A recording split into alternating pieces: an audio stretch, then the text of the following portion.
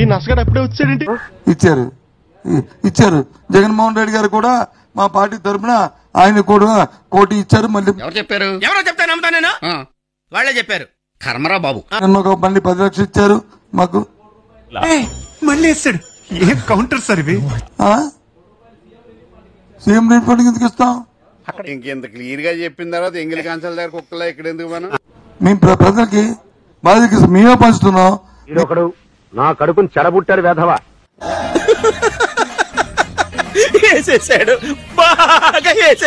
నేనే మన వాటర్ ప్యాకెట్లు వచ్చి ఫస్ట్ మొదటి రోజున 1,00,000 వాటర్ ప్యాకెట్లు, 2,00,000 వాటర్ బాటిల్.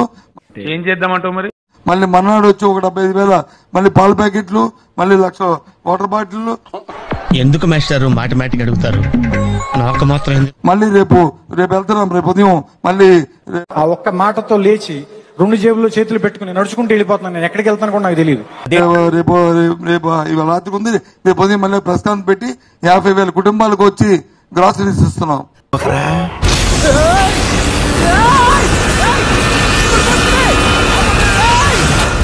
అధికారం కోసం పరుగులు తీయాలని చూస్తున్నాడు, కానీ ఎవరు ఆయన పట్టించుకోవటం లేదు. ఎందుకైనా మంచిది నేను నమ్మలం. నేను ఒకసారి ఫోన్ చేసి కనుక్కుంటాను. రైతన్న కండువా వేసుకొని ఇంట్లో నుంచి బయటకు వస్తా ఉంటే ఏమన్నాడు? ఏమండో ఇది విన్నారా? బొంగులోది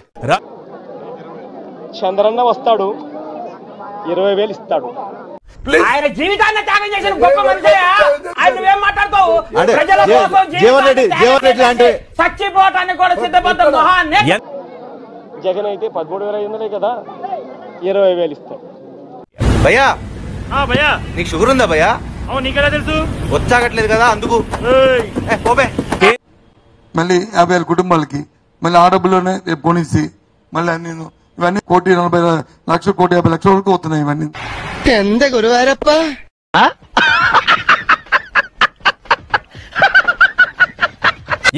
ఇవన్నీ పార్టీ ఇస్తుంది. అదంతా సీఎం రిలీఫ్ కిందకి ఇస్తాం. ఏంటి మమ్మీ ఎవడు? కదా మా దగ్గర మ్యాన్ పవర్ లేకపోతే, మెకానిజం లేకపోతే రిలీఫ్కి ఇస్తాం. అందులో తప్పే ఉంది? తప్పు కాదు ఇవ్వడం. ఉంది కదా మెకానిజం ఉన్నప్పుడు ఎందుకు ఇస్తాం? నువ్వు పావలాగా 10 రూపాయలు చేస్తావు చేసి నువ్వు అవరాక్షన్ చాలు. మరి మేము అంటున్నాం కదా, మన 4 లక్షలు డైరెక్ట్ గా అతని మెకానిజం ఉండబట్టే కదా ప్రతి దాని పేరు పంచాయతీకి 1,00,000 రూపాయలు ఇచ్చారు. అయ్యా లోపలేం లేదు డొల్లా.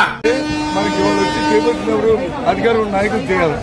ఇవాళ అధికారులు లేని వచ్చి నేనేం చేస్తాను? మరి ఎవరెవరు నేనే కదా. నువ్వు ఆపేసుకున్నావు. అదే చిన్న చిన్న పిల్లలు కనపడితే ఏమనేవాడు? అదే ఇంట్లో చిన్న చిన్న పిల్లలు కనపడితే ఏమనేవాడు? నీకు 15,000 చిట్టి తల్లి డ్రామా. చిన్నప్పుడు మా అమ్మ నీతో తిరిగితే నాశనం అయిపోతారా దరిద్రుడా అని చెప్పింది. అయినా సరే నీతో తిరిగే చూసా నా చెప్పుతో నేను కొట్టుకోరా. గట్టి కొట్టుకో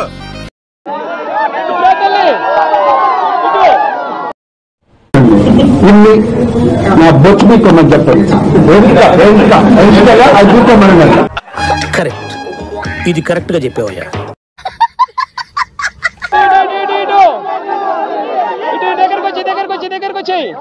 ఏం ఆలోచన చేస్తున్నారు జగన్మోహన్ రెడ్డి గారు?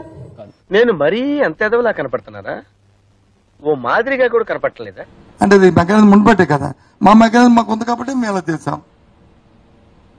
ఏమైందిరా? అరే రే పెద్ద సమస్య వచ్చి పడిందే. ఇప్పుడు ఏం చేద్దాం? వైఎస్ఆర్ కాంగ్రెస్ పార్టీకి తెలుగుదేశం, జనసేన, బీజేపీ కూటమికి ఉన్నటువంటి తేడా ఒకటే. సరేలే ఎన్నెన్నో అనుకుంటాం, అన్ని జరుగుతాయి ఏమిటి? వైఎస్ఆర్ కాంగ్రెస్ పార్టీలో అనంతబాబు ఒక దళిత యువకుడిని హత్య చేసి ఇంటికి పార్సిల్ పంపించాడు. ఆరోపణ వచ్చింది, ఎఫ్ఐఆర్ కట్టారు. ఏం మాట్లాడతాడు నువ్వు? ఏం మాట్లాడతాడు? బట్ ఆయన సస్పెన్షన్ చేయలే.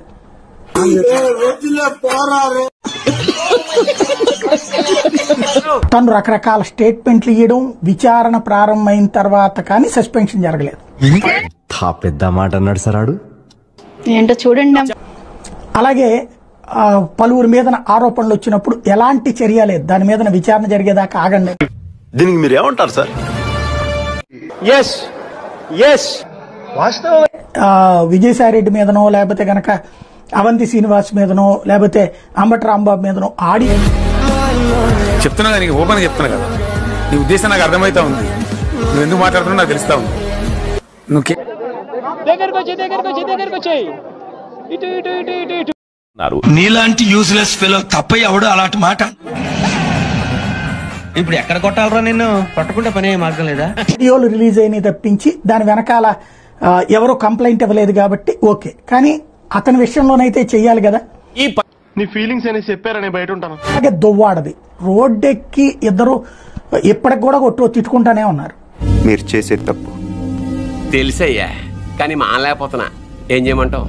పూర్వం నీకు 15,000, ఇదిగో నీ తమ్ముడికి నీకు 15,000 మాట్లాడేది నాకు అర్థం కాదు. అందుకే కదా నీ మెడల్ ఇది కొడతాను. అదిగో నీ తమ్ముడికి ఇంకొక తమ్ముడి దగ్గరకు వచ్చినా నీకు కూడా 15,000. డబ్బుల కోసం వచ్చాను సార్. మరి వీళ్ళందరూ సినిమా షూటింగ్ చూడడానికి వచ్చారనుకున్నావా?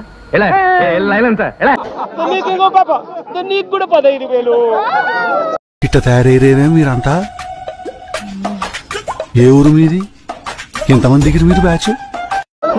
సంతోషమా అని చంద్రబాబు అనేవాడు. కరెక్ట్, ఇది కరెక్ట్ గా చెప్పావయ్యా. అక్కడ ఒక అమ్మాయి దువ్వాడతో నా సంబంధం ఇదంతా అదే దువ్వాడ. అమ్మయ్య వచ్చావా?